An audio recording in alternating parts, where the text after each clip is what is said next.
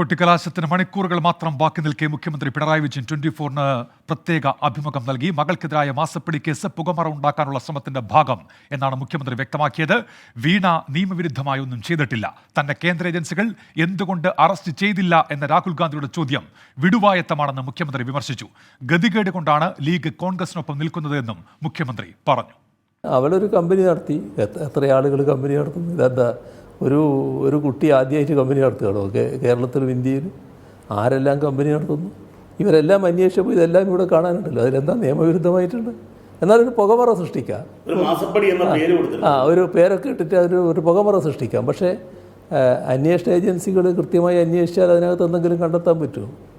ഇപ്പോൾ എന്തെങ്കിലും കണ്ടോ സാധാരണ നിലക്ക്? അപ്പോൾ അതാണ് ഈ ഉള്ളാലെ ചിരിച്ചുകൊണ്ട് നോക്കാൻ കഴിയുന്നതിൻ്റെ പൊരുൾ. അതാണ് അതിൻ്റെ വസ്തുത. കേരളത്തിൽ വന്ന് ഈ അദ്ദേഹം എന്നെ എന്തുകൊണ്ട് അറസ്റ്റ് ചെയ്യുന്നില്ല എന്ന് ചോദിക്കുകയാണ്. എന്തൊരു വിടുവായത്വമാണത്? അതുതന്നെയല്ലേ എനിക്ക് ചോദിക്കാനുള്ളത്. രാഹുൽ ഗാന്ധി ഒരു കോൺഗ്രസിൻ്റെ ഒരു ദേശീയ നേതാവാണല്ലോ. എന്തടിസ്ഥാനത്തിലാണ് എന്നെ അറസ്റ്റ് ചെയ്യേണ്ടത്? എന്ത് കേസിൻ്റെ ഭാഗമായിട്ടാണ്? എന്താണ് അങ്ങനെ ഒരു ചോദ്യം ചോദിക്കാൻ അദ്ദേഹത്തെ പ്രേരിപ്പിച്ച കാര്യം? വസ്തുതാപരമായിരിക്കണ്ടേ ചോദ്യം? അല്ല, ലീഗ് എന്ന് പറയുന്നത് ഒരു പരിതാപകരമായ അവസ്ഥയിൽ നിൽക്കുന്നൊരു പാർട്ടിയാണെന്നാണ് എനിക്ക് തോന്നുന്നത്. അല്ല, എന്തെല്ലാം അവമാനമാണ് അവർ സഹിച്ചുകൊണ്ടിരിക്കുന്നത്. അതാണ് ഞാൻ പറഞ്ഞത് പരിതാപകരം. ഈ സ്വന്തം പാർട്ടിയുടെ പതാക പോലും എടുത്ത് നടക്കാനുള്ള സ്വാതന്ത്ര്യവും അവകാശവും ഇല്ല എന്ന് വന്നാൽ പിന്നെ എന്തൊരു പാർട്ടിയാണത്? എന്തെല്ലാം നാണക്കേടാണ് അവർ സഹിക്കുന്നത്? ഇത് യഥാർത്ഥത്തിൽ നമുക്ക് സഹതാപം തോന്നും. ഈ എല്ലാ നാണക്കേടും സഹിച്ചിട്ട് ഇങ്ങനെ നടക്കുകയാണല്ലോ എന്നുള്ളത്. അതൊരു ദുർഗതി തന്നെയാണ് അവരെ സംബന്ധിച്ചിടത്തോളം. എന്നാൽ കേരളത്തിലെ UDF എന്ന് പറയുമ്പോൾ അതിൻ്റെ നട്ടെല്ല് ലീഗാണ്. ലീഗില്ലാത്തൊരു UDFനെ പറ്റി ആലോചിക്കാൻ പറ്റുമോ? അപ്പോൾ ആ ഒരു നിലയിലാണ് അവർ പരസ്പരം കാര്യങ്ങൾ നീക്കുന്നത്. വിശദാംശങ്ങളുമായി ഇപ്പോൾ ദീപക് ധർമ്മടം ചേരുന്നുണ്ട്. ദീപക്, തെരഞ്ഞെടുപ്പ് അതിന്റെ കുട്ടിക്കലാശത്തിലേക്ക് മണിക്കൂറുകൾ മാത്രം ബാക്കി നിൽക്കുകയാണ് മുഖ്യമന്ത്രി നൽകിയ പ്രത്യേക അഭിമുഖം. എന്തൊക്കെ വിഷയങ്ങൾ അദ്ദേഹം നിലപാട് വ്യക്തമാക്കി? ദീപക്.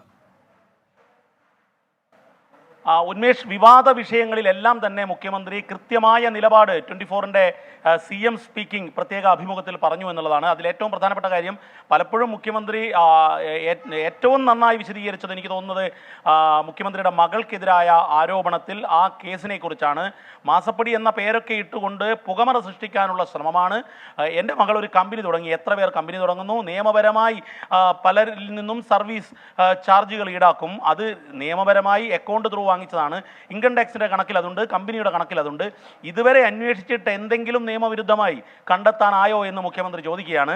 ഇത് കൃത്യമായി സത്യസന്ധമായ ഒരു പാതയിൽ പോയതുകൊണ്ട് ഉള്ളാലെ ചിരിച്ചുകൊണ്ടാണ് ഇതെല്ലാം കാണുന്നത് എന്ന് പറയുന്നു. കാരണം നേരത്തെ തന്നെ മുഖ്യമന്ത്രി ഒരു ഘട്ടത്തിൽ പറയുന്നത് വർഷങ്ങൾക്ക് മുൻപ് തന്നെ തനിക്കെതിരായ വേട്ടയാടൽ തുടങ്ങി, ആ വേട്ടയാടലിൻ്റെ ഒരു പരമ്പരയുണ്ടായി. അതിൻ്റെ ഒടുവിലത്തെ ഉദാഹരണമാണ് മകൾ വീണയ്ക്കെതിരായ ഈ ആക്രമണം, ഈ അതിക്രമം എന്നാണ് പറഞ്ഞിരിക്കുന്നത്. മറ്റു വിഷയങ്ങൾ, ഒന്ന് മുസ്ലിം ലീഗിൻ്റെ പരിതാപകരമായ അവസ്ഥയെക്കുറിച്ച് പറയുന്നുണ്ട്. സ്വന്തം കൊടി പോലും ഉയർത്തിപ്പിടിക്കാൻ പറ്റാത്തൊരു രാഷ്ട്രീയ സാഹചര്യത്തിലേക്ക് പരിതാപകരം, സഹതാപമാണ് എന്നുള്ളത് മുഖ്യമന്ത്രി ആവർത്തിച്ചു പറയുകയാണ്. പക്ഷേ എന്നാൽ ലീഗിനെ കടന്നാക്രമിക്കാൻ അദ്ദേഹം തയ്യാറാവുന്നില്ല. UDFൽ നാണം കെട്ട ലീഗ് തുടരുകയാണ്. UDFൻ്റെ ശക്തി എന്ന് പറഞ്ഞാൽ ലീഗ് തന്നെയാണ് ഏതുള്ളതും അദ്ദേഹം പറയുന്നു. മറ്റൊരു പൊതുവിൽ BJPക്ക് ഈ കുറി അക്കൗണ്ട് ഉണ്ടാകില്ല എന്ന് മാത്രമല്ല 3ാം സ്ഥാനത്തേക്ക് പോകും എന്ന് മുഖ്യമന്ത്രി ആവർത്തിച്ചു പറഞ്ഞു. ഇടതുമുന്നണിക്ക് വലിയ വിജയമുണ്ടാകും, 2 അക്ക നമ്പറിലേക്ക് മത്സരത്തിൽ വിജയമുണ്ടായാൽ അത്ഭുതപ്പെടേണ്ടതില്ല എന്നുള്ള ഒരു സൂചന തന്നെയാണ് മുഖ്യമന്ത്രി അഭിമുഖത്തിൽ നൽകിയത്. ഉന്മേഷ്. ശരി, ദീപക് ധർമ്മടമാണ് വിവരങ്ങൾ നൽകിയത്. മുഖ്യമന്ത്രി നൽകിയ പ്രത്യേക അഭിമുഖവുമായി ബന്ധപ്പെട്ട് ഇപ്പോൾ നമ്മളിനിയും എല്ലാ മണ്ഡലങ്ങളിലേക്കും പോകുന്നു. ആലത്തൂരിൽ നിന്ന് ശ്യാംകുമാർ ഇപ്പോൾ വിവരങ്ങളുമായി ചേരുന്നുണ്ട്. ശ്യാംകുമാർ, കടുത്ത പോരാട്ടം നടക്കുന്ന ഒരു മണ്ഡലമാണ്. കലാശക്കൊട്ടിന് മണിക്കൂറുകൾ മാത്രമേ ഉള്ളൂ. ഒടുവിലത്തെ പ്രതീക്ഷകൾ എങ്ങനെയാണ് മുന്നണികളുടെ?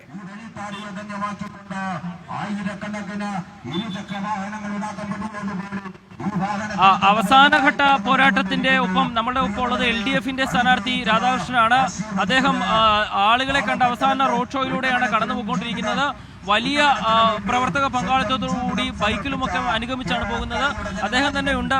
എങ്ങനെയുണ്ട് അവസാന ഘട്ടത്തിൽ ജനങ്ങളെ കാണുന്നത്? ആദ്യം മുതൽക്ക് തന്നെ ജനങ്ങൾ വലിയ സപ്പോർട്ടായിട്ടാണ് വന്നത്.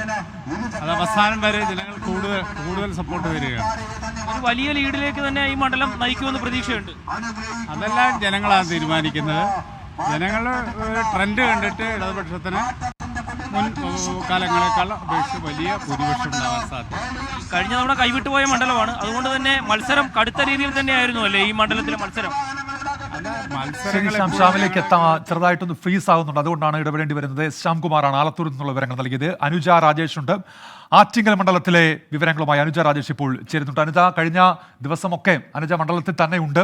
അവിടുത്തെ സ്പന്ദനങ്ങളൊക്കെ ഇതിനോടകം മനസ്സിലായി കഴിഞ്ഞു കാണുമല്ലോ. ഇപ്പോൾ എന്തൊക്കെയാണ് മുന്നണികൾ പങ്കുവെക്കുന്ന പ്രതീക്ഷകൾ അനുജ?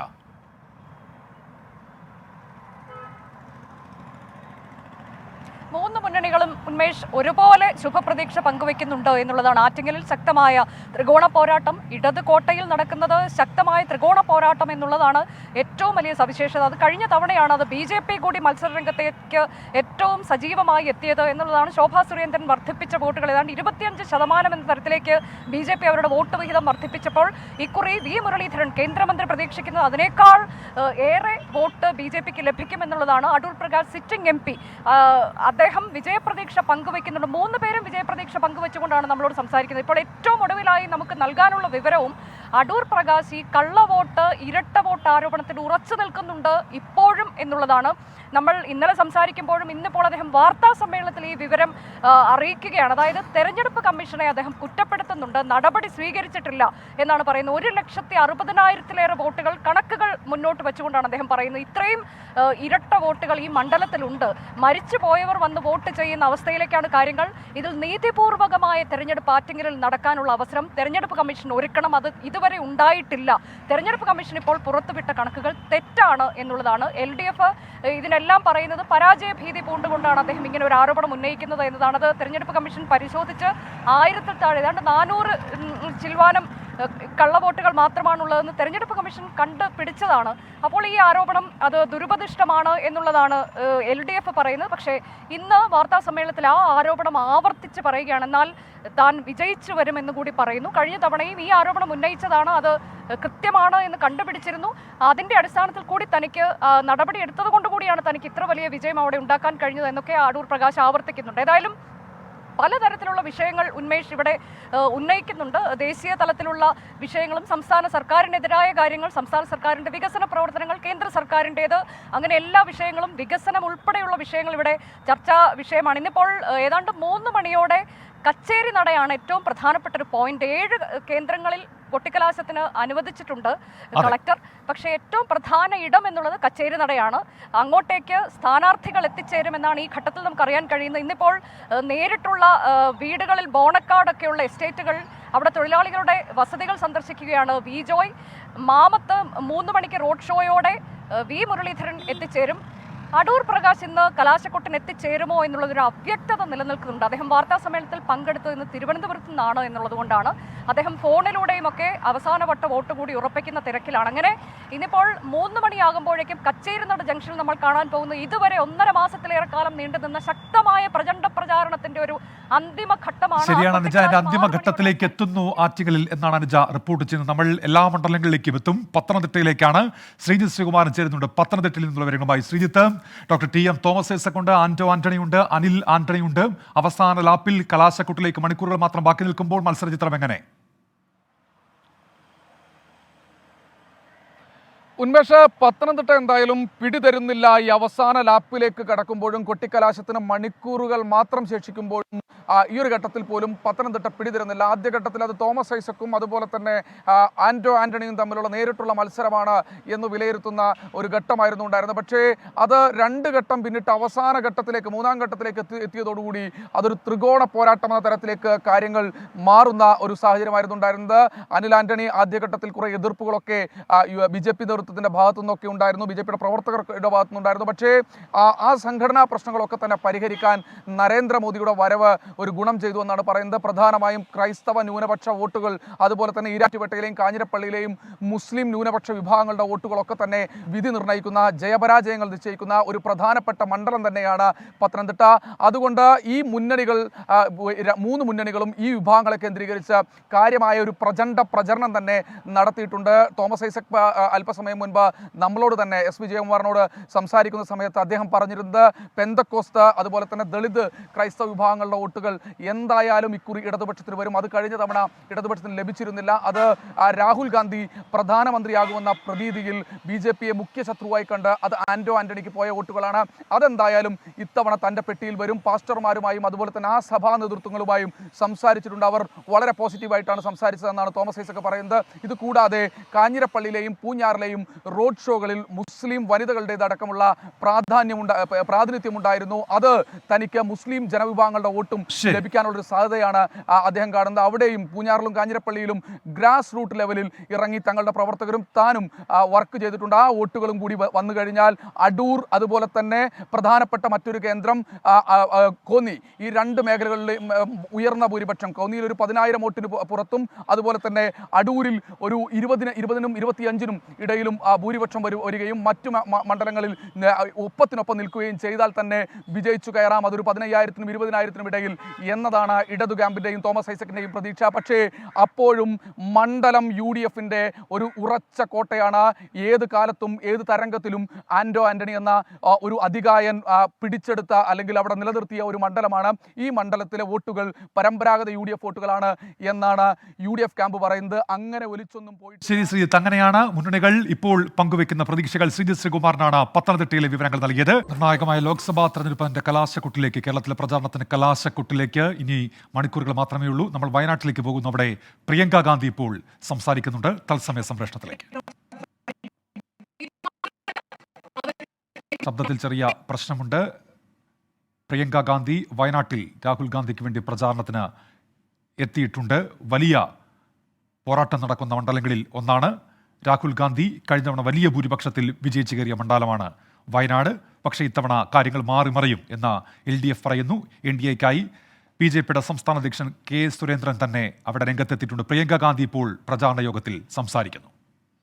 നമ്മളിനി ഇടുക്കിയിലേക്കാണ്. രാഹുൽ വിജയൻ വിവരങ്ങളുമായി ചേരുന്നുണ്ട്. രാഹുൽ, എന്താണ് ഇടുക്കിയിൽ അവസാന ഘട്ടത്തിൽ മുന്നണികൾ പങ്കുവയ്ക്കുന്ന പ്രതീക്ഷ?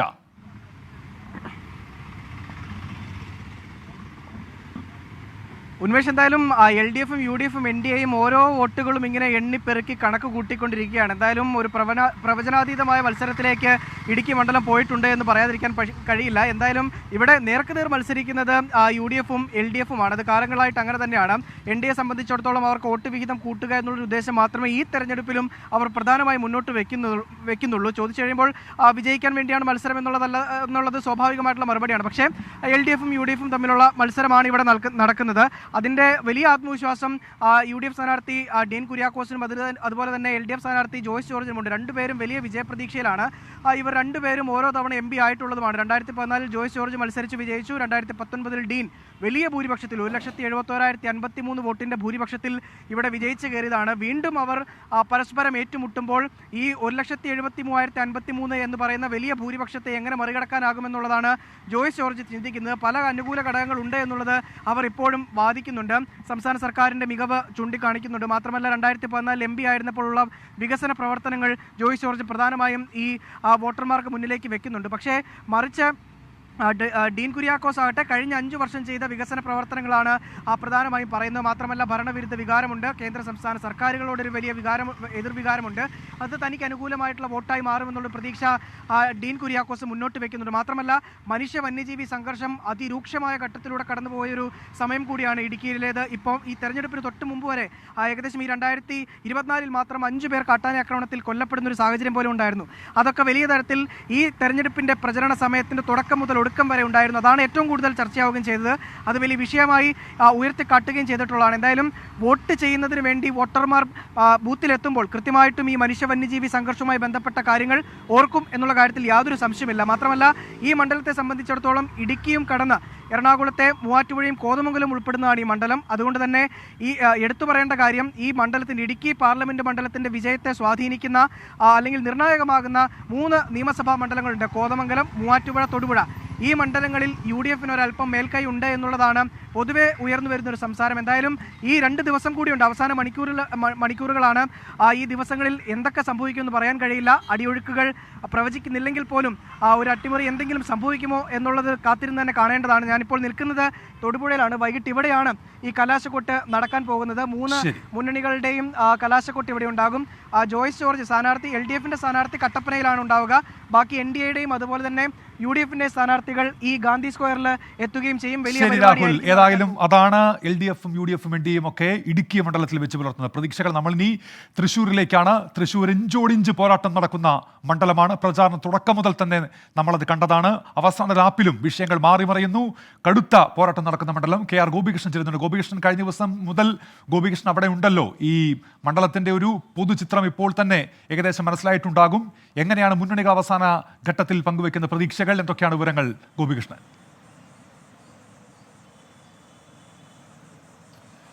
ഡോക്ടർ ഉന്മേഷ്, വീറും വാശിയും നിറഞ്ഞു നിന്ന 1.5 മാസക്കാലത്തെ തെരഞ്ഞെടുപ്പ് പ്രചാരണത്തിന്, പരസ്യപ്രചാരണത്തിന് തിരശ്ശീല വീഴുമ്പോൾ 3 മുന്നണികളും കലാശപ്പോര് പൊടിപൂരമാക്കാൻ വേണ്ടിയുള്ള തയ്യാറെടുപ്പുകളിലേക്ക് കടക്കുകയാണ്. 3 മുന്നണികളും ഒരുപോലെ വിജയപ്രതീക്ഷ വെച്ച് പുലർത്തുന്നു എന്നത് തൃശ്ശൂർ മണ്ഡലത്തിൻ്റെ ഒരു സവിശേഷതയാണ്.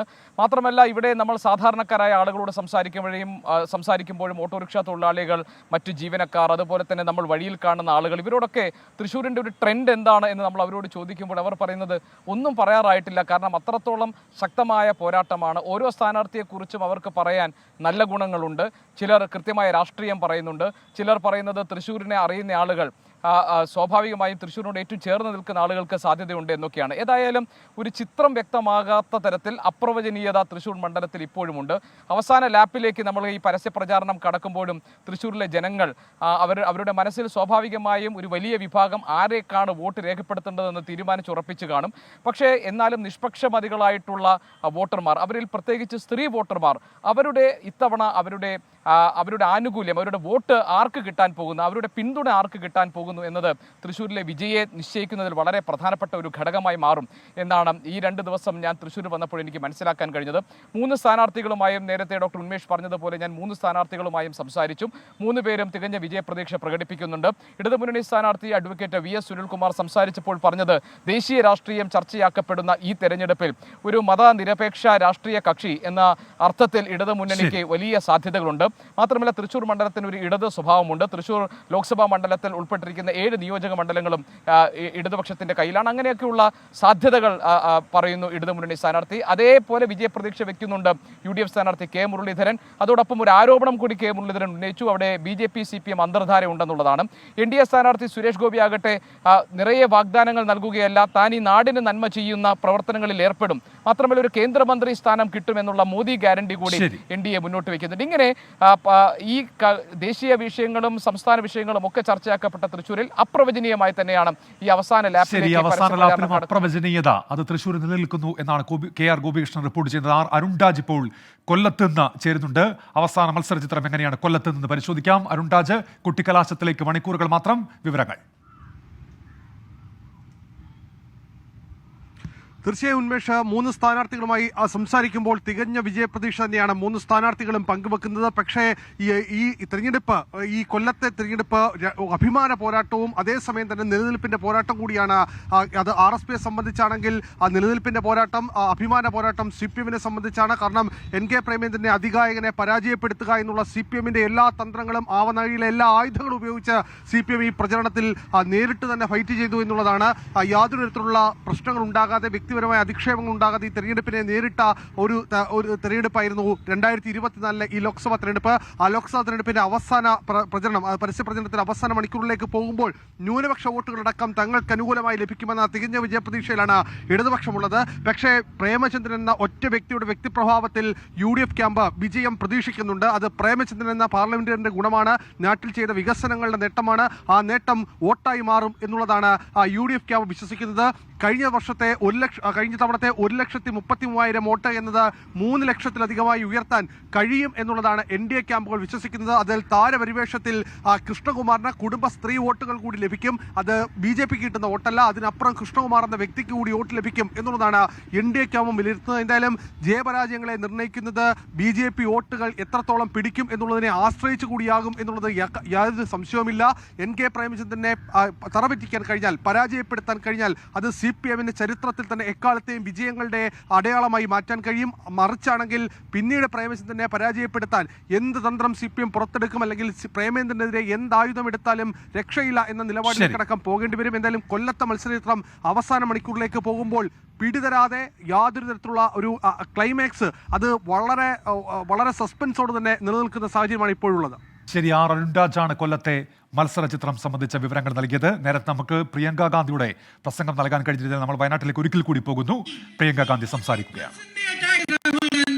അത് മാത്രമല്ല, നിങ്ങൾ കേരളത്തിലെ ഗവൺമെന്റിനെ നോക്കൂ, അവരെന്താണ് ചെയ്യുന്നത്? BJP-യുമായിട്ട് ഒരു ധാരണയിലാണ് കേരളത്തിലെ ഗവൺമെന്റ് പ്രവർത്തിച്ചുകൊണ്ടിരിക്കുന്നത്. അവർ ആക്രമിക്കുന്ന ഒരേ ഒരു വ്യക്തി എന്ന് പറയുന്നത് ശ്രീ രാഹുൽ ഗാന്ധി മാത്രമാണ്. BJP politicians are caught with crores in their car. No action is taken against them. BJP-യുടെ രാഷ്ട്രീയക്കാരുടെ കാറുകളിൽ നിന്ന് കോടികൾ കിട്ടിയപ്പോൾ അവർക്കെതിരെ കേരള ഗവൺമെന്റ് ഒരു നടപടിയും എടുത്തില്ല.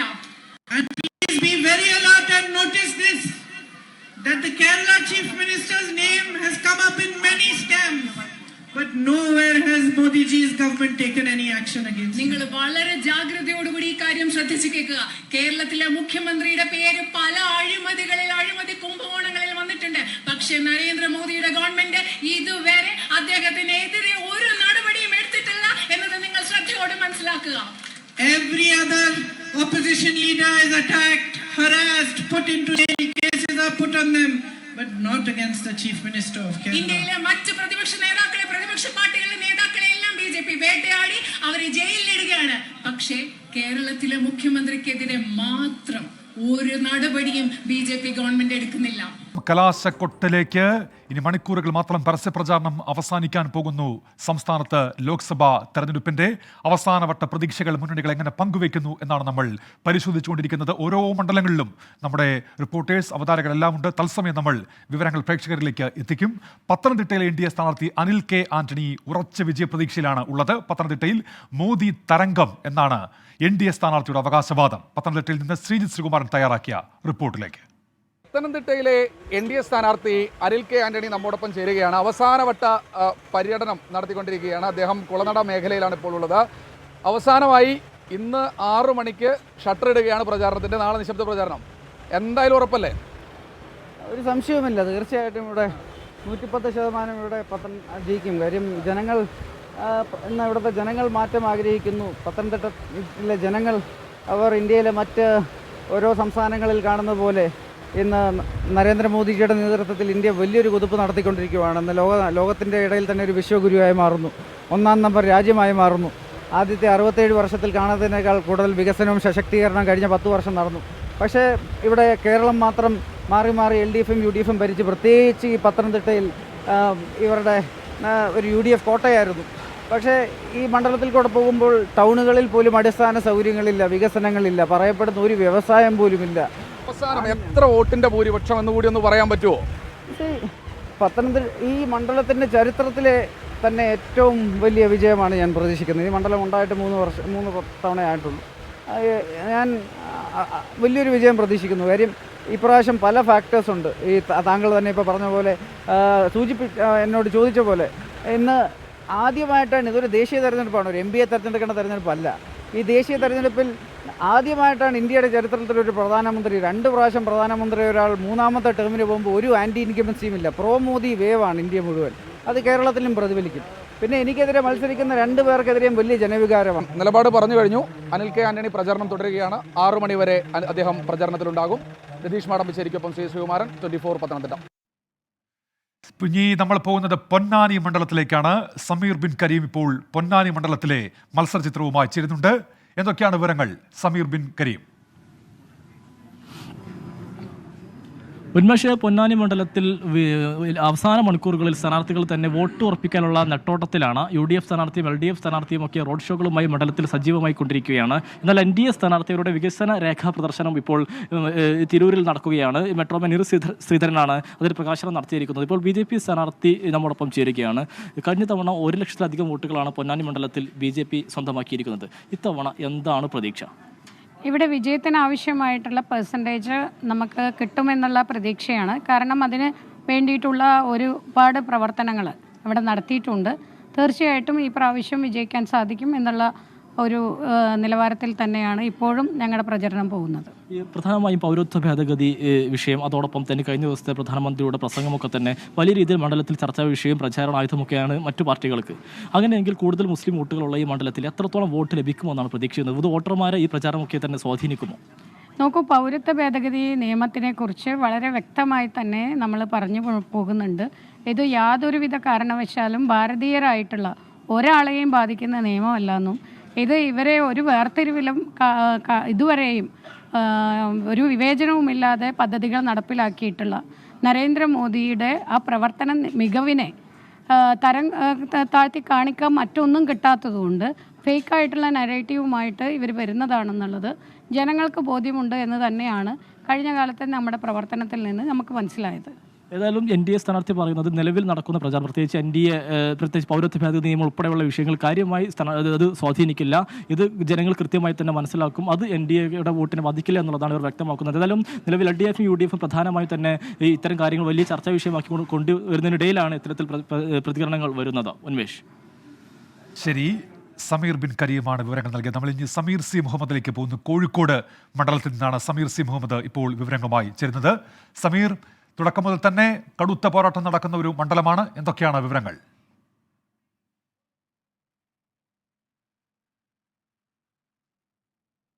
ഡോക്ടർ ഉന്മേഷ്, തീർച്ചയായും 2 MP മാർ തമ്മിൽ പോരാട്ടം നടക്കുന്ന മണ്ഡലം എന്ന രീതിയിൽ കൂടി ശ്രദ്ധേയമാണ് കോഴിക്കോട്. സിറ്റിംഗ് MP MK രാഘവനും അതുപോലെ തന്നെ രാജ്യസഭാ MP എളമരം കരീമും തമ്മിലാണ് പ്രധാനമായും കൊമ്പ് കോർക്കുന്നത്. ഒപ്പം തന്നെ NDA സ്ഥാനാർത്ഥി MT രമേശും വാശിയേറിയ പോരാട്ടം കാഴ്ചവെക്കാനായി അദ്ദേഹത്തിൻ്റെ പ്രചാരണ പരിപാടികളുമായി മുന്നോട്ട് പോകുന്നു.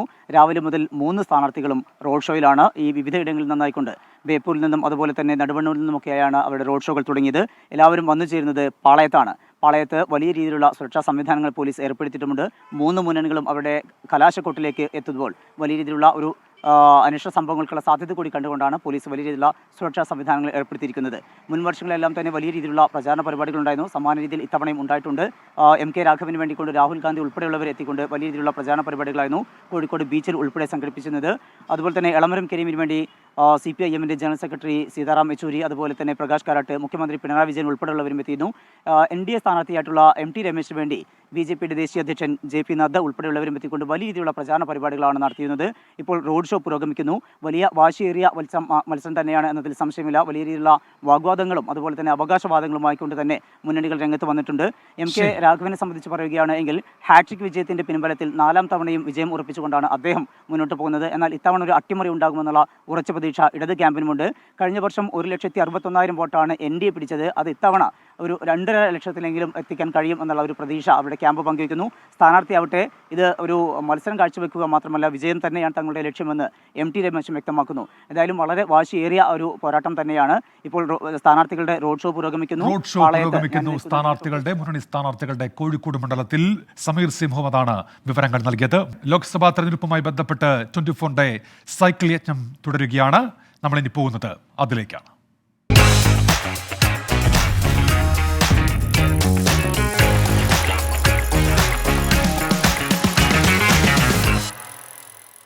അങ്ങനെ ഹയാത്ത് അനന്തപുരയിലെത്തി. അനന്തപുരയിലെ ഓട്ടോ ഡ്രൈവേഴ്സിന്റെ വോട്ട് മനസ്സ് എന്താണ്? സൈക്കിൾ യജ്ഞം ടീമിനോടവർ മനസ്സ് തുറന്നു.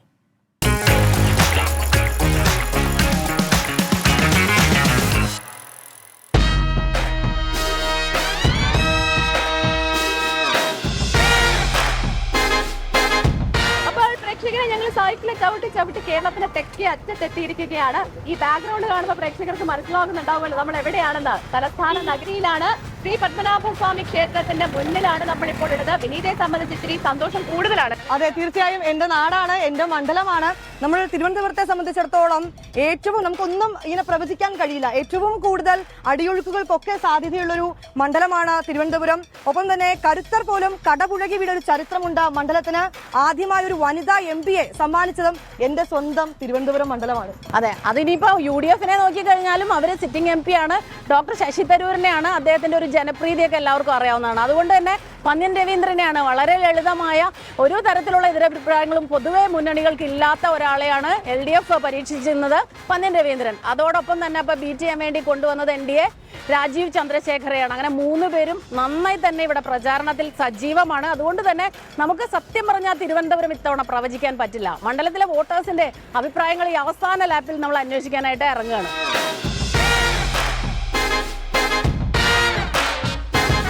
അപ്പൊ നമ്മളിവിടെ ഈ ഓട്ടോ സ്റ്റാൻഡിൽ എത്തിയിരിക്കും. നമുക്ക് ഇവിടുത്തെ ചേട്ടന്മാരോട് ചോദിക്കാം. തീർച്ചയായിട്ടും. ചേട്ടാ, ഗുഡ് മോർണിംഗ്.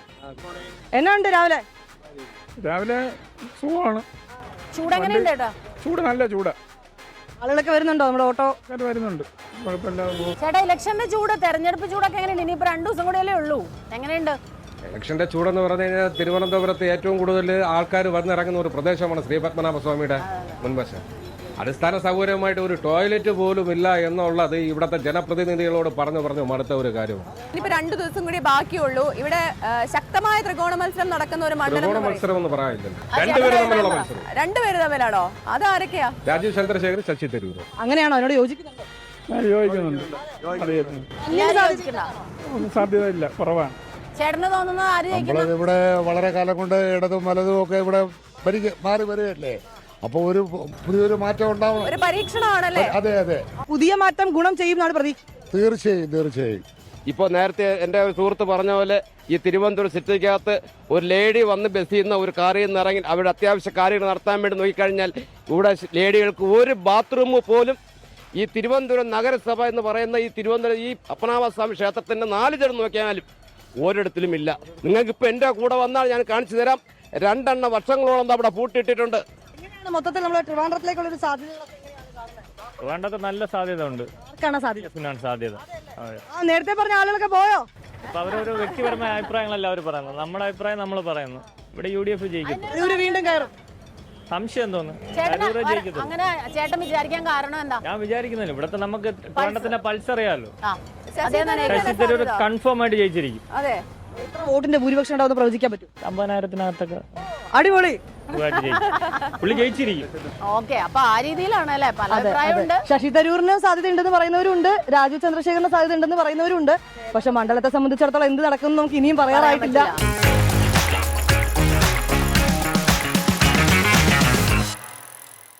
അപ്പോൾ സൈക്കിൾ യജ്ഞം അനന്തപുരിയിൽ നമ്മൾ ഇനി അവിടെ നിന്ന് നേരെ വടകരയിലേക്ക് പോകുന്നു. വടകരയിൽ തുടക്കം മുതൽ വലിയ പോരാട്ടമാണ്. സൈബർ പോരിലേക്ക് അത് വളരുന്നു. പരാതി പ്രളയമുണ്ടാകുന്നു. അങ്ങനെ സജീവമായിരുന്നു വടകര ഈ തെരഞ്ഞെടുപ്പ് കാലത്ത്. മിഥില ബാലൻ വിവരങ്ങളുമായി ഇപ്പോൾ ചേരുന്നുണ്ട്. മിഥില, എന്തൊക്കെയാണ് നൽകാനുള്ള വിവരങ്ങൾ? പറയൂ.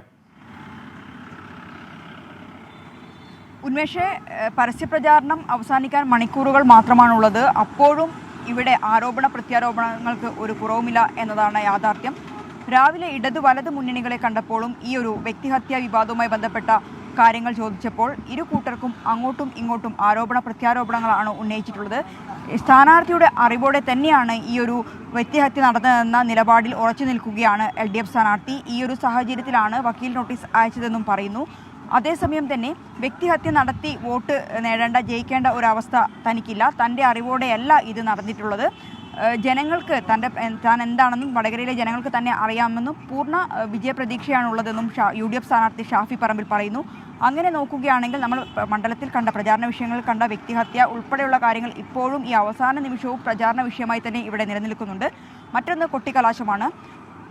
തലശ്ശേരിയിലാണ് വടകര മണ്ഡലത്തിലെ സ്ഥാനാർത്ഥികളുടെ കൊട്ടിക്കലാശമുള്ളത്. പഴയ ബസ് സ്റ്റാൻഡ് പരിസരത്ത് LDF-നും പുതിയ ബസ് സ്റ്റാൻഡ് പരിസരത്ത് UDF-നും BJP-ക്കുമാണ് നൽകിയിട്ടുള്ളത്. ഈ പ്രചാരണ ദിവസങ്ങളെല്ലാം നമ്മൾ കണ്ടതാണ് ആ ഒരു ആവേശം. ചെറിയ ചെറിയ സ്വീകരണ യോഗങ്ങൾ പോലും വലിയ ആൾക്കൂട്ടങ്ങളാകുന്ന കാഴ്ചയാണ് വടകരയിൽ കണ്ടിട്ടുള്ളത്. സമാനമായ രീതിയിൽ കൊട്ടിക്കലാശത്തിനും ആളുകളെ എത്തിച്ച് തങ്ങളുടെ ഒരു ശക്തി പ്രകടനമായി മാറ്റാനുള്ള ഒരു തീരുമാനത്തിൽ തന്നെയാണ് ഇടത് വലത് BJP മുന്നണികളുള്ളത്. സ്ഥാനാർത്ഥികളാണെങ്കിൽ മണ്ഡലത്തിലൂടെ ഇപ്പോൾ ഒരു ഓട്ടപ്രദക്ഷിണത്തിലാണ് ഇപ്പോൾ ഉള്ളത്. 7 നിയമസഭാ മണ്ഡലങ്ങളാണുള്ളത്. ഈ 7 നിയമസഭാ മണ്ഡലങ്ങളിലും റോഡ് ഷോ അല്ലെങ്കിൽ വാഹനത്തിലൂടെ ഇപ്പോൾ അവർ കടന്നു പോവുകയാണ്. തലശ്ശേരിയിലാണ് ഈ ഒരു സമാപനം. 4 മണിയാകുമ്പോഴേക്കും തലശ്ശേരിയിൽ 3 സ്ഥാനാർത്ഥികളും എത്തും എന്നാണ് നിലവിലെ ഒരു സാഹചര്യത്തിൽ നമുക്ക് അറിയാൻ കഴിയുന്നത്. എന്തുതന്നെയായാലും ഈ സംസ്ഥാനത്ത് ഏറ്റവും ശക്തമായ ഒരു മത്സരം നടക്കുന്ന മണ്ഡലം, പ്രചാരണ വിഷയങ്ങൾ ഉൾപ്പെടെ സംസ്ഥാനം ഒട്ടാകെ ചർച്ച ചെയ്ത ഒരു മണ്ഡലം. ശരി മിഥില, ഏതായാലും സജീവമായ പ്രചാരണം തുടക്കം മുതൽ തന്നെ നമ്മൾ വടകരയിൽ അത് കണ്ടതാണ്. ഇനി കലാശക്കൊട്ടിലേക്ക് മണിക്കൂറുകൾ മാത്രം ബാക്കി നിൽക്കുമ്പോഴും സജീവമായ പ്രചാരണം വടകര മണ്ഡലത്തിൽ. മിഥില ബാലനാണ് അവിടെ നിന്നുള്ള വിവരങ്ങൾ നൽകിയത്. സംസ്ഥാനത്തെ തെരഞ്ഞെടുപ്പ് പ്രചാരണം എന്നതാണ്. ഇതിനിടെ വയനാട്ടിൽ നിന്ന് ഒരു വാർത്ത വന്നു. തെരഞ്ഞെടുപ്പ് ബഹിഷ്കരിക്കണമെന്ന ആഹ്വാനവുമായി അവിടെ മാവോയിസ്റ്റ് സംഘം എത്തി. ജനങ്ങൾ എതിർപ്പറിയിച്ചതോടെ മാവോയിസ്റ്റുകൾ വനമേഖലയിലേക്ക് പിൻവാങ്ങുകയായിരുന്നു. തലപ്പുഴ കമ്പമലയിൽ എത്തിയ 4-അംഗ സംഘത്തിന്റെ ദൃശ്യങ്ങൾ പുറത്ത്. മാവോയിസ്റ്റ് സാന്നിധ്യത്തിന്റെ പശ്ചാത്തലത്തിൽ പോലീസ് സുരക്ഷ വർദ്ധിപ്പിച്ചു. ഇന്ന് രാവിലെ 6:15 തോക്കുധാരികളായ 4-അംഗ മാവോയിസ്റ്റുകൾ കമ്പമലയിലെത്തിയത്. പാടികൾക്ക് സമീപം നിന്ന് മുദ്രാവാക്യം വിളിച്ചു. തെരഞ്ഞെടുപ്പ് ബഹിഷ്കരിക്കാൻ ആഹ്വാനം ചെയ്തു. എന്നാൽ ആളുകൾ എതിർപ്പറിയിച്ചതോടെ സംഘം വനത്തിനകത്തേക്ക് പിൻവാങ്ങി. 4 ആൾ യൂണിഫോം ഉണ്ടായിരുന്നു, തോക്കുണ്ടായിരുന്നു. അവര് വോട്ട് ചെയ്യാൻ പാടില്ല, പിന്നെ അവിടുത്തെ ഹോസ്പിറ്റൽസ് ശരിയാക്കിയില്ല, അതൊക്കെ ശരിയാക്കണം എന്ന് പറഞ്ഞിട്ടാണ് അവർ പറഞ്ഞത്. Maoist Kabanidalam commander CP Moideen, Soman, Santhosh, Ashiq എന്ന മനോജ് എന്നിവരാണ് എത്തിയതെന്ന് ദൃശ്യങ്ങളിൽ നിന്ന് വ്യക്തമായി. CP മൊയ്തീൻ മലപ്പുറം പാണ്ടിക്കാട് സ്വദേശിയാണ്. സോമൻ വയനാട് സ്വദേശിയും ആഷിഖ് എന്ന മനോജ് തൃശൂർ വിയ്യൂർ സ്വദേശിയുമാണെന്ന് പോലീസ് വ്യക്തമാക്കി. തിരുവനന്തപുരത്ത് വിദ്യാർത്ഥിയായിരിക്കെയാണ് മനോജ് ഈ സംഘത്തിന്റെ ഭാഗമായത്. നേരത്തെ കമ്പമലയിലെ വനവികസന കോർപ്പറേഷൻ ഓഫീസ് മാവോയിസ്റ്റുകൾ അടിച്ചു തകർത്തിരുന്നു. ഇതിനുശേഷം വലിയ എതിർപ്പാണ് മാവോയിസ്റ്റുകൾക്കെതിരെ ഈ പ്രദേശത്തു നിന്ന് ഉയർന്നത്. 6 ഏറ്റുമുട്ടലിന് ശേഷം നിർജ്ജീവമായിരുന്ന മാവോയിസ്റ്റുകൾ വീണ്ടും എത്തിയതോടെ തെരഞ്ഞെടുപ്പ് പശ്ചാത്തലത്തിൽ സുരക്ഷ പോലീസ് വർദ്ധിപ്പിച്ചിട്ടുണ്ട്. 24 വയനാട്. ഇനി നമ്മൾ പോകുന്നത് കാസർഗോഡ് മണ്ഡലത്തിലേക്കാണ്. അവിടെ നിന്ന് അരുൺ പാറക്കൽ ചേരുന്നുണ്ട് ഒടുവിലത്തെ മത്സരചിത്രവുമായി. അരുൺ, എന്താണ് കലാശക്കൊട്ടിലേക്ക് മണിക്കൂറുകൾ മാത്രം ബാക്കി നിൽക്കെ അവിടെ നൽകാനുള്ള വിവരങ്ങൾ? എങ്ങനെയാണ് മണ്ഡലം ഇപ്പോൾ ചിന്തിക്കുന്നത്? എന്തൊക്കെയാണ് വിവരങ്ങൾ? ഉന്മേഷ്, കലാശക്കൊട്ടിന് ഇനി മണിക്കൂറുകൾ മാത്രമേ ബാക്കിയുള്ളൂ. LDFന്റെ കലാശക്കൊട്ട് രാവിലെ LDFന്റെ റോഡ് ഷോ മഞ്ചേശ്വരത്ത് നിന്ന് ആരംഭിച്ചു. കലാശക്കൊട്ട് കല്യാശ്ശേരി മണ്ഡലത്തിലായിരിക്കുമെന്ന് അറിയിച്ചിട്ടുണ്ട്. UDFന്റേതും NDAയുടേതും കാസർഗോഡ് നഗരത്തിൽ തന്നെയാണ്. വൈകിട്ട് 5 മണിയോടുകൂടി നഗരത്തിലേക്ക് റോഡ് ഷോ ആയി 2 സ്ഥാനാർത്ഥികളും എത്തുമെന്നും അറിയിച്ചിട്ടുണ്ട്. എന്തായാലും കാസർഗോഡ് മണ്ഡലത്തെ സംബന്ധിച്ച് ജനങ്ങൾ എങ്ങനെ ചിന്തിക്കുന്നു എന്നതാണ് നിർണായകമായ കാര്യം.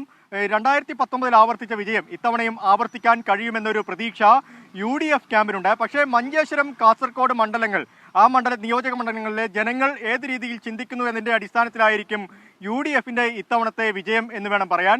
LDFനെ സംബന്ധിച്ച് പയ്യന്നൂർ, കല്യാശ്ശേരി മണ്ഡലങ്ങളിലെ വോട്ട് നില, ലീഡ് നില, അത് LDFനെ നിർണായകമായ സ്വാധീനമുണ്ടാക്കും. ഈ 4 മണ്ഡലങ്ങളായിരിക്കും, മഞ്ചേശ്വരം, കാസർഗോഡ്, പയ്യന്നൂർ, കല്യാശ്ശേരി, 4 മണ്ഡലങ്ങളായിരിക്കും ഇരു മുന്നണികളെയും തുണയ്ക്കുക എന്ന കാര്യത്തിൽ യാതൊരു വിധത്തിലുള്ള സംശയവുമില്ല. ഉദുമ, കാഞ്ഞങ്ങാട്, തൃക്കരിപ്പൂർ എന്ന മണ്ഡലങ്ങളിലും അവിടെ കഴിഞ്ഞ നിയമസഭാ തെരഞ്ഞെടുപ്പിൽ LDFനായിരുന്നു ലീഡ് നില. അത് എങ്ങോട്ട് പോകും, ആ വോട്ടർമാർ എങ്ങോട്ട് ചിന്തിക്കും എന്നതിനെക്കുറിച്ചും ഇരു മുന്നണികളിലും ആശങ്കകളുണ്ട്. എന്തായാലും റിയാസ് മൗലവി വധം, അതുപോലെ തന്നെ CAA വിഷയങ്ങൾ തുടങ്ങി ഈ തെരഞ്ഞെടുപ്പിൽ വലിയ രീതിയിലുള്ള ചർച്ചകൾ ഉണ്ടായിട്ടുണ്ട്. ഈ ന്യൂനപക്ഷ വോട്ടുകൾ LDFനെ തുണയ്ക്കുമോ അതോ UDFനെ തുണയ്ക്കുമോ എന്നതും ഇരു മുന്നണികളിലും ആശങ്ക സൃഷ്ടിക്കുന്നുണ്ട്. ഇപ്പോഴും പ്രചരണം തുടരുകയാണ്. വൈകുന്നേരത്തോടു കൂടി കൊട്ടിക്കലാശത്തിന് മുന്നോടിയായി എല്ലാവിധ, അതായത് പഴുതടച്ച് ഇനി ഒരു ഭാഗത്തേക്കും ആരുടെ വോട്ടും തേടാതിരിക്കാനുള്ള ഒരു ശ്രമം, അതായത് എല്ലാവരുടെയും വോട്ട് തങ്ങളുടെ പെട്ടിയിലെത്തിക്കുക, തങ്ങളുടെ ക്യാമ്പിലേക്ക് എത്തിക്കുക എന്നൊരു ശ്രമമാണ് ഇരു മുന്നണികൾ ശ്രമിക്കുന്നത്. NDAയുടെ വോട്ട് അത് 1,76,000 വോട്ടായിരുന്നു 2019 NDAക്ക് ഉണ്ടായിരുന്നത്. രവീഷ് ചന്ദ്രി കുണ്ടാറായിരുന്നു അന്നത്തെ സ്ഥാനാർത്ഥി. ഇത്തവണ NDA എത്ര വോട്ട് പിടിക്കുമെന്നതും നിർണായകമാണ്. പ്രത്യേകിച്ച് NDAക്കുള്ളിൽ ചില പടലപ്പിണക്കങ്ങളൊക്കെ ഉണ്ട്. ആ പിണക്കങ്ങളൊക്കെ ഇല്ലാതാക്കി മുന്നോട്ട് പോകാൻ NDA ക്യാമ്പിന് സാധിക്കുമോ എന്നതും നിർണായകമായ ഒരു കാര്യമാണ്. എന്തായാലും NDA വോട്ടും ഇരു മുന്നണികളെയും സ്വാധീനിക്കുമെന്ന കാര്യത്തിൽ യാതൊരു വിധത്തിലുള്ള സംശയവുമില്ല. ഉന്മേഷ്, അരുൺ പാറക്കലാണ് വിവരങ്ങൾ നൽകിയത്. മുത്തലാഖ് ബിൽ BJPക്ക് വോട്ടായി മാറും എന്നാണ് മലപ്പുറത്തെ NDA സ്ഥാനാർത്ഥി അബ്ദുൽ സലാമിന്റെ പ്രതീക്ഷ. സ്ത്രീ വോട്ടേഴ്സിന്റെ വലിയ പിന്തുണയാണ് മോദി സർക്കാരിനുള്ളതെന്നും അബ്ദുൽ സലാം 24 പറഞ്ഞു. മലപ്പുറത്ത് നിന്ന് ഷഹദ് റഹ്മാൻ തയ്യാറാക്കിയ റിപ്പോർട്ടിലേക്ക്. അങ്ങനെ തെരഞ്ഞെടുപ്പ് അതിന്റെ അവസാന ലാപ്പിലേക്ക് പ്രവേശിക്കുകയാണ്. ഈ ഘട്ടത്തിൽ മലപ്പുറത്ത് NDA സ്ഥാനാർത്ഥി അബ്ദുൽ സലാം നമുക്കൊപ്പം ചേരുകയാണ്. സാർ, വലിയ ആത്മവിശ്വാസത്തിലാണ്. എന്താണ് മലപ്പുറത്ത് നിന്ന് നമ്മൾ പ്രതീക്ഷിക്കുന്നത്? ഈ വലിയ ആത്മവിശ്വാസം എന്ന് പറഞ്ഞാൽ ഞാനങ്ങ് ജയിക്കുമെന്ന് ഞാൻ പറയുന്നില്ല. ആത്മവിശ്വാസം വർദ്ധിച്ചിട്ടുണ്ട്. ഞാൻ നേരത്തെ പറഞ്ഞ പോലെ സാഡ്നെസ് എന്ന് മാറി സന്തോഷം കൂടി കൂടി കൂടി കൂടി വരുന്നുണ്ട്. അതിൻ്റെ കാര്യം 22% വരെ എത്തി. ഇനിയും അത് മേലോട്ട് പോകും. 25, 26, അങ്ങ് 30 ടച്ച് ചെയ്യും എന്നതിന് ഞാൻ പെട്ടെന്ന് പറയുന്നില്ല. എന്താ പെട്ടെന്ന് പറയാമെന്ന് പറയാനല്ലേ, ആ ഗ്രാഫ് ടോപ്പിൽ ടച്ച് ചെയ്യുന്നതെന്ന് പറയാനുള്ള അതായില്ല. പക്ഷേ apparently there are positive signals, very positive signals. എല്ലാ ക്വാർട്ടേഴ്സിൽ നിന്നും നല്ല സന്തോഷം തോന്നുന്ന സിഗ്നൽസ് കാണുന്നുണ്ട്. ഇപ്പം കഴിഞ്ഞ ദിവസമൊക്കെ സാറായിട്ട് നമ്മൾ സംസാരിക്കുന്ന ഘട്ടത്തിൽ സാർ പറഞ്ഞു, അതായത് മറ്റ് മുന്നണിയിലുള്ള പ്രത്യേകിച്ച് ഇടത്, അതുപോലെ തന്നെ UDF അല്ലെങ്കിൽ ലീഗ് ഉൾപ്പെടെയുള്ള ആളുകളുടെ സപ്പോർട്ട് തനിക്ക് വലിയ രീതിയിൽ ലഭിക്കുന്നുണ്ട് ഇറങ്ങിയപ്പോൾ. അങ്ങനെ വോട്ട് പ്രതീക്ഷിക്കുന്നുണ്ടോ ആ മേഖലയിൽ? ആ മേഖലയിൽ LDF എന്നും UDF എന്നും. LDF എങ്ങനെയാണ് പ്രതീക്ഷിക്കുന്നത്? അവർ പലരും എന്നയ്ക്ക് എഗറിസ്റ്റായിട്ട് സമരം ചെയ്തവർ പോലും അത് നല്ലതായിരുന്നു എന്ന് കാണുന്ന ചിലരുണ്ട്. സമരം ചെയ്തവർ പോലും അത് LDF. UDF അങ്ങനെ ഒരുപാട് പേരുണ്ട്. ഒന്ന്. രണ്ടാമത് ഈ UDFൻ്റെ ഈ റിപ്പീറ്റ് ചെയ്ത് പോയ MP ഒന്നും ചെയ്യാതിരിക്കുന്ന അവരെ മടുത്തവരുണ്ട്. പിന്നെ അതിൽ കുറേ ഡിസാറ്റിസ്ഫൈഡ് ആൾക്കാരുണ്ട്. മനസ്സിലായില്ലേ? ഇതെല്ലാം കൂടെ ചേർന്ന് വരും. അതിനേക്കാളും ഞാൻ ആദ്യം പറഞ്ഞില്ലേ, the Modi factor and the mum factor. Mum factor is a മുത്തലാഖ് ഫാക്ടർ. ദാറ്റ് ഈസ് എന്താ പറയണത്, നമ്മുടെ മുസ്ലിം പെൺകുട്ടികളുടെ ഒരു കോൺഫിഡൻസ് ഫാക്ടർ, സന്തോഷം. മോഡിജി കൊണ്ടുവന്ന ഡെവലപ്മെൻറ്റിൻ്റെ സന്തോഷം, മോഡിജി കൊണ്ടുവന്ന മുത്തലാഖിൻ്റെ സന്തോഷം. അല്ലെങ്കിൽ തന്നെ ഇവർക്ക് മോഡിജി ഒരു ഫാനാണ്. They all love Modi, including children, they love Modi. അതൊരു വലിയ എഫക്റ്റാണ്. എന്തായാലും മലപ്പുറത്ത് NDA സ്ഥാനാർത്ഥി വലിയ പ്രതീക്ഷയിലാണ്. പ്രത്യേകിച്ച് മുത്തലാഖ് ഉൾപ്പെടെയുള്ള മോദിയുടെ പദ്ധതികൾ അല്ലെങ്കിൽ അത്തരം തീരുമാനങ്ങളൊക്കെ അത് വലിയ രീതിയിൽ വോട്ടായി മാറും എന്നൊരു പ്രതീക്ഷയാണ് വെച്ചു പുലർത്തുന്നത്. ഒപ്പം തന്നെ മുൻ വർഷങ്ങളെ അപേക്ഷിച്ച് ഇത്തവണ വലിയ രീതിയിൽ പെർസെൻറ്റേജ് വർദ്ധിക്കാനുള്ള സാധ്യതയും അദ്ദേഹം മുന്നിൽ കാണുന്നുണ്ട്. ക്യാമറമാൻ മുഹമ്മദ് അർഷാഖിനൊപ്പം ഷഹദ് റഹ്മാൻ, 24 മലപ്പുറം.